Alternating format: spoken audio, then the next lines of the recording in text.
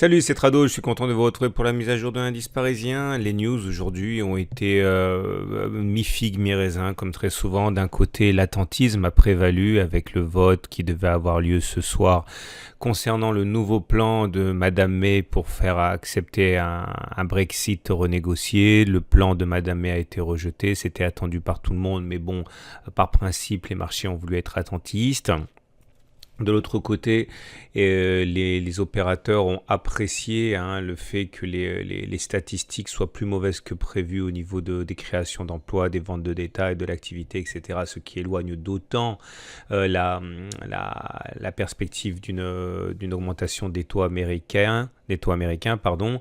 Et en l'occurrence, aujourd'hui, c'était les chiffres de l'inflation qui laissaient un petit peu de marge de manœuvre à la Fed pour, encore une fois, maintenir une politique accommodante. Mais au bout du bout, ça fait une progression de 0,08% pour le CAC 40. Alors, tous les éléments en place sont encore en place. Le grand canal noir, dont on sait pertinemment qu'il est le garant de la tendance graphique haussière en cours, est toujours tout à fait valable. On voit d'ailleurs que ça fait 3 séances que l'on épouse la partie basse de ce canal noir. Je vous rappelle, et ça j'en ai déjà parlé hier, et vous m'avez envoyé beaucoup de mails pour dire que vous aimiez bien ce nouvel angle d'attaque que je propose, qui est de vous montrer comment trade beaucoup de traders particuliers. Donc l'idée, mais ça c'est pas neuf, c'est du réchauffé, ça date d'hier. L'idée c'est qu'on pouvait jouer pour ceux qui privilégiaient une continuation de la hausse dans le canal, un achat au plus près du canal noir, avec un stop loss en dessous du précédent plus bas ici, donc bien en dessous, ce qui correspondrait au principe de la double cassure du canal, cassure des plus bas, avec pour objectif, pour les plus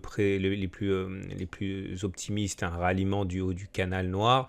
Et ensuite, il y avait plein de façons de faire intermédiaires, comme aller chercher les précédents plus hauts, aller chercher le gap. Le plus important, c'est surtout d'avoir un potentiel de gain au moins égal au potentiel de perte. Alors, ce n'est pas une vérité intangible, mais c'est simplement que si vous débutez le trading et l'analyse technique, partez du principe que vous avez raison une fois sur deux. Donc, il faut que vous gagniez plus quand vous avez raison que vous ne perdez quand vous avez tort.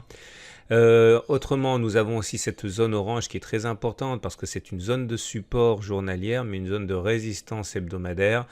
Pareil, le trade de cette zone de support fonctionne de la même manière. L'idée, c'était de mettre un stop en dessous de la zone de support en visant des objectifs que j'ai mentionnés préalablement.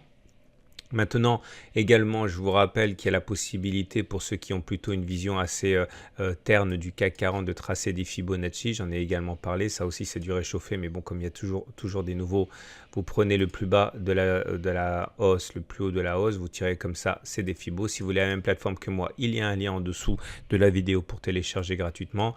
Pariez sur un retour sur les 23,6% de Fibonacci ici, avec un stop loss au-dessus des précédents plus hauts. L'avantage de ce scénario, c'est qu'il propose un très bon ratio gain-risque, puisque vous voyez, on est actuellement là avec un gain qui est bien plus important que la perte potentielle. On passe tout de suite aux chandeliers japonais. Les chandeliers japonais, j'avais expliqué hier que nous avions une étoile du matin un peu orthodoxe, bougie rouge, bougie verte. Normalement, ça se trouve en fin de période de baisse. Là, c'était plutôt dans une correction de court terme, de très court terme. Donc, c'est pas typiquement ce que les bougistes, les spécialistes des chandeliers japonais appellent une étoile du matin, mais il demeure que c'était quand même un signal de répit. Et la séance du jour montre que ceux qui auraient pris ce trade, ont sans doute déjà verrouillé une partie de leur profit, puisqu'il s'agissait là aussi de mettre un plus bas, un stop loss en dessous des plus bas de la séance de l'étoile du matin. On passe donc le chandelier japonais du jour, par contre, il n'est pas aussi simple que cela. La longue mèche basse fait que c'est plutôt positif, mais le corps rouge montre que l'on termine plus bas que l'on a ouvert. C'est pas très bon. Globalement, on termine dans le tiers neutre, ce qui symbolise tout à fait l'hésitation et le caractère ambigu de la bougie du jour. On regarde les indicateurs techniques. Alors là, pour contre, c'est la foire à l'ambiguïté, puisque le momentum est positif.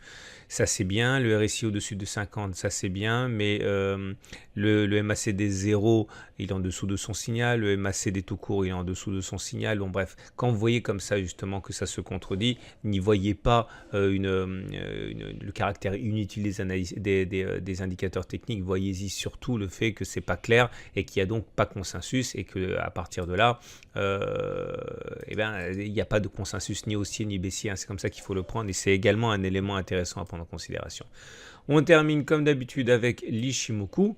Et l'Ishimoku nous enseigne la même chose que hier en fait et depuis des semaines et des semaines. La tendance elle est haussière, vous voyez, on est au-dessus d'un nuage qui croît. On a reconquis la Tenkan, j'avais expliqué hier comment trader ça, hein, pour ceux qui voulaient tenter la hausse, hein. Il s'agissait de mettre un stop en dessous des plus bas de la bougie par-dessus de laquelle on est repassé au-dessus de la Tenkan. Et bon, vous voyez, hein, ça a fonctionné. L'objectif, hein, pour ceux qui ont tradé ça, sans doute, hein, ça va être de verrouiller une partie des gains et de laisser filer vers les objectifs supérieurs que vous êtes libre de déterminer avec toujours la règle, je vous rappelle, hein, qui est plus à gagner qu'à perdre, hein. Le ratio gain-risque doit être supérieur à 1 quand on débute, hein. Par-delà, oui, donc on a également la résistance ici, hein, des 5300 qui est importante à signifier parce que je vous rappelle que c'est un plat de Kijun hebdomadaire. Je vous le montre une dernière fois, hein, parce que après ça risque d'être un petit peu pénible pour vous de répéter, d'entendre toujours la même chose. Mais l'idée c'est ça, vous voyez, cette oblique rouge là, c'est un plat de Kijun. Il y a eu un plat de Kijun ici. Le Kijun il a dérivé à plat. Donc dans le prolongement, vous avez une résistance et c'est ça qui a expliqué le sommet auquel on a assisté la semaine dernière et qui risque de poser problème encore cette semaine. Voilà, je vous souhaite une excellente journée. Je vous remercie pour tous les messages que vous m'envoyez. Je vous prie de m'excuser dans mon manque de réactivité pour les réponses, mais j'ai beaucoup de mails et je suis très peu organisé. Donc voilà, le cocktail il est assez détonnant. Je vous souhaite une excellente journée. Je vous dis à demain pour la mise à jour. Et je vous rappelle encore que si vous voulez vous former à l'analyse technique, vous avez ma formation intégrale avec des dizaines et des dizaines de signaux que vous pouvez faire votre, hein, pour saisir justement, hein, au vol les trades qui vous intéressent. Et toujours pareil, plus de 1000 pages et plus de 600 minutes de vidéo. Tout ça pour un prix absolument modique. À demain pour la mise à jour.